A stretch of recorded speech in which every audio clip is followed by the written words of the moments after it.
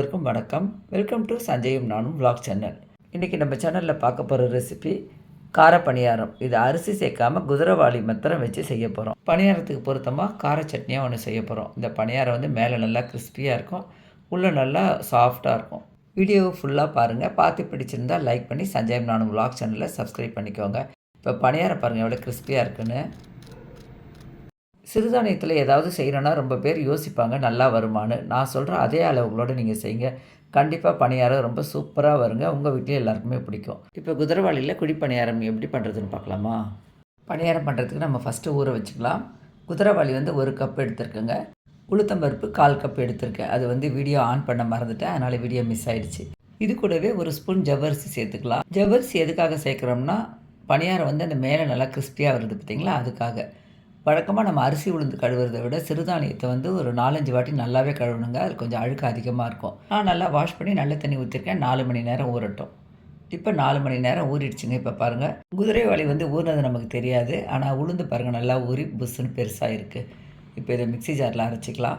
நான் கொஞ்சமாக ஊற வச்சதுனால மிக்ஸி ஜாரில் அரைக்கிறேன். நீங்கள் நிறைய அரைக்கிறதுனா கிரைண்டரில் அரைச்சிக்கோங்க. நம்ம இட்லிக்கெல்லாம் அரைப்போம் பார்த்திங்களா, அது மாதிரி தான். இப்போ நான் அரைச்சி எடுத்துகிட்டு வந்துடுறேன். கொஞ்சமாக தான் தண்ணி ஊற்றிருக்கேன். அரைச்சிட்டு தேவைப்பட்டால் இன்னும் கூட நம்ம ஊற்றிக்கலாம். அரைச்சி எடுத்துகிட்டு வந்து காமிக்கிறேன். என்னோடய மிக்ஸி ஜார் வந்து ப்ரீத்திங்க. அதுக்கு வந்து மூடி ஒரு மாதிரி உயரமாக இருக்கும். அது பழைய மாடல். இப்போ அந்த மாடல் வர்றதில்ல. இந்த மூடி கரெக்டாக செட் ஆகிடுச்சு. அதனால் இந்த மூடி போட்டு தானே அதை யூஸ் பண்ணிக்கிட்டு இருக்கேன். நம்ம அரைக்கிற மாவு பக்கம் இந்த மாதிரி இருக்கணும். இப்போ நம்ம அதை ஒரு பவுலில் மாற்றிக்கலாம்.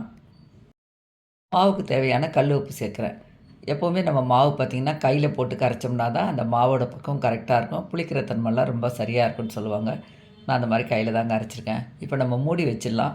வழக்கமாக நம்ம சாதாரண இட்லிக்கு அரைச்சி வைக்கிறத விட இந்த சிறுதானியம் பார்த்திங்கன்னா சீக்கிரமாக புளிச்சிரும். அதனால் 8 மணி நேரம் புளிக்க வைக்க வேண்டாம், 5 மணி நேரம் புளிச்சாலே போதும். 5 மணி நேரத்துக்கு அப்புறமா நம்ம ஃப்ரிட்ஜில் எடுத்து வச்சிடலாம். அடுத்த நாள் காலையில் நான் பணியாரம் மாவு எடுத்து திறந்து பார்க்குறேன். 5 மணி நேரம் ஆனதுக்கப்புறமா நான் ஃப்ரிட்ஜில் தான் வச்சுருந்தேன். இப்போ பாருங்கள் நல்லா மேலே புளிச்சு வந்திருக்கு. இப்போ இதுக்கு நம்ம சோடா மாவெல்லாம் எதுவுமே போட வேண்டாம். மாவு நல்லா புளிச்சிருக்கிறதுனால பணியாரம் நல்லா புசு புசுன்னு இருக்கும்.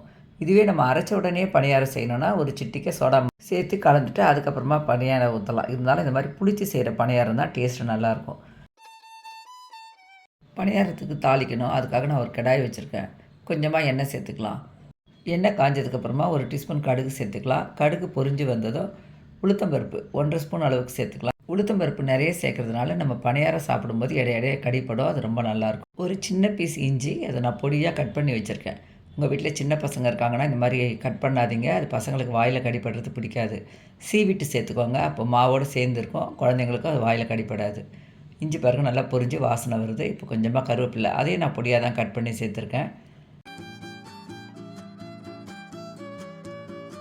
ஒரு பச்சை மிளகா, முடிஞ்ச வரைக்கும் விதையெல்லாம் எடுத்துகிட்டு பொடியாக கட் பண்ணி சேர்த்துருக்கேன். நல்லா வதக்கி விட்டுடலாம்.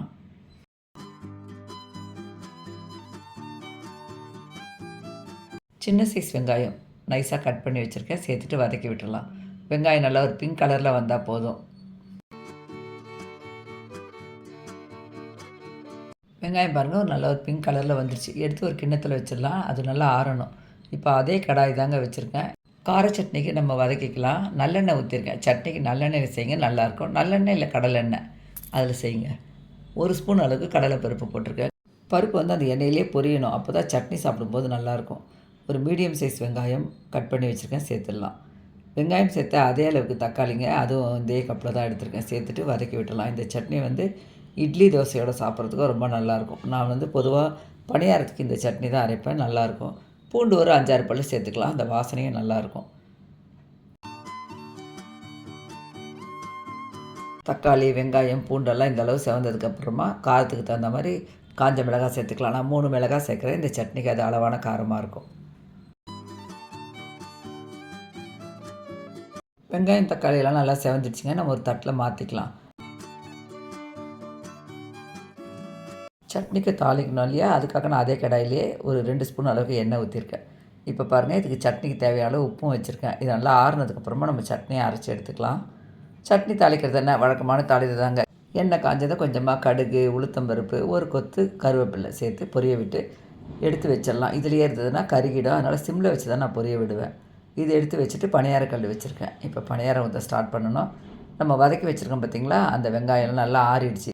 இப்போ நம்ம பணியார மாவில் அதை சேர்த்துக்கலாம். ஒரு சின்ன கேரட்டுங்க, அதையும் நல்லா பொடியாக சீவி வச்சுருக்கேன். இது கலர்ஃபுல்லாகவும் இருக்கும், பணியாரத்தை இன்னும் கொஞ்சம் ஹெல்த்தியாகவும் ஆக்கும். அதுக்காக கேரட் சேர்த்துக்கலாம். சேர்த்துட்டு நல்லா கலந்து விட்டுற வேண்டியது தான். பணியாரத்துக்கு மாவு வந்து ரொம்ப தண்ணியாகவும் இருக்கக்கூடாது, அப்போ பணியாரம் சப்ப சப்பையாக இருக்கும். அதே மாவு வந்து கெட்டியாக இருந்தாலும் பணியாரம் ஹார்டாக இருக்கும், அதுவும் சாப்பிட்றதுக்கு நல்லா இருக்காது. அதனால் இந்த பக்குவத்துக்கு மாவு இருந்தால் தான் கரெக்டாக இருக்கும். பணியார கல் வச்சுருக்கேன். ஃபஸ்ட்டு பேட்ச் நம்ம பணியாரம் ஊற்றும்போது ஒவ்வொரு குழிலையும் கொஞ்சம் அதிகமாக எண்ணெய் ஊற்றுற மாதிரி தான் இருக்கும். அடுத்தடுத்த பேட்ச்சில் பார்த்திங்கன்னா எண்ணெய் அவ்வளோவா தேவைப்படாது.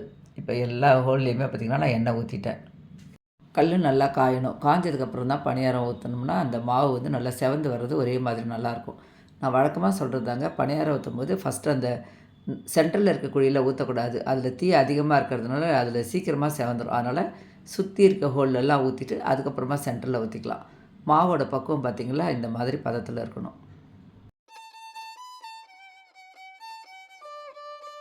இப்போ ஒரு பிளேட் போட்டு மூடி வச்சிடலாம். மாவு ஊற்றுனதுக்கப்புறமா ஸ்டவ்வோட ஃப்ளேம் வந்து மீடியமில் இருக்கணும். ரொம்ப ஹையாக வச்சோம்னா பணியாரம் மேலே செவந்துடும், உள்ளே மாவு வெந்தே இருக்காது. அதுக்காக இப்போ பாருங்கள், இந்த மாதிரி பதத்தில் எடுத்தோம்னா கரெக்டாக இருக்கும். எல்லா பணியாரமே இப்படியே திருப்பி விட்டுக்கலாம்.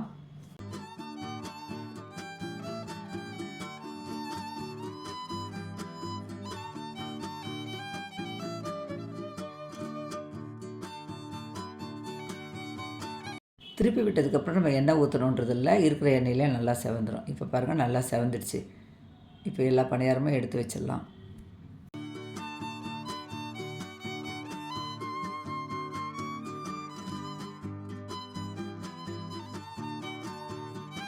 மீதி இருக்க பணியாரமும் இதே மாதிரி செகண்ட் பேட்ச் நான் ஊற்றி எடுத்துக்கிறேங்க. பணியாரம் பாருங்கள், பார்க்கவே ரொம்ப சூப்பராக இருக்குது. சட்னியும் அரைச்சிட்டேங்க. இந்த சட்னி வந்து பணியாரத்துக்கு மட்டும் இல்லை, இட்லி தோசையோடு சாப்பிட்றதுக்கு நல்லாயிருக்கும். அதே நீங்கள் மத்தியானத்துக்கு பசங்களுக்கு லஞ்ச் பேக் பண்ணுறதுனால இட்லி தோசையோடு கொடுக்கலாம், கெட்டு போகாது, நல்லாயிருக்கும். நீங்களும் இதே மெத்தடில் பணியாரமும் கார சட்னியும் ட்ரை பண்ணி பாருங்கள். உங்கள் வீட்லேயே எல்லாருக்குமே ரொம்ப பிடிக்கும். செய்து பார்த்துட்டு எப்படி வந்ததுன்னு சொல்லிட்டு மறக்காமல் கமெண்ட் பண்ணுங்கள். நம்ம சேனலில் வர வீடியோஸ் பிடிச்சிருந்ததுன்னா லைக் பண்ணி சஞ்சய் நானும் vlog சேனலை சப்ஸ்கிரைப் பண்ணிக்கோங்க. கூடவே இருக்க பெல் சிம்பிளை கிளிக் பண்ணிக்கோங்க. அப்போ நான் நெக்ஸ்ட்டு நியூ வீடியோ போஸ்ட் பண்ணதை உங்களுக்கு நோட்டிஃபிகேஷன் வந்துடும். இது வரைக்கும் சஞ்சய் நானும் vlog சேனலை தொடர்ந்து பார்த்து சப்ஸ்கிரைப் பண்ணி சப்போர்ட் பண்ணி கமெண்ட் பண்ணுறவங்க எல்லாருக்கும் ரொம்ப ரொம்ப தேங்க்ஸ். இதே மாதிரி வேறு ஒரு இன்ட்ரெஸ்டிங்கான வீடியோவோடு நம்ம மீட் பண்ணுவோம். தேங்க்யூ.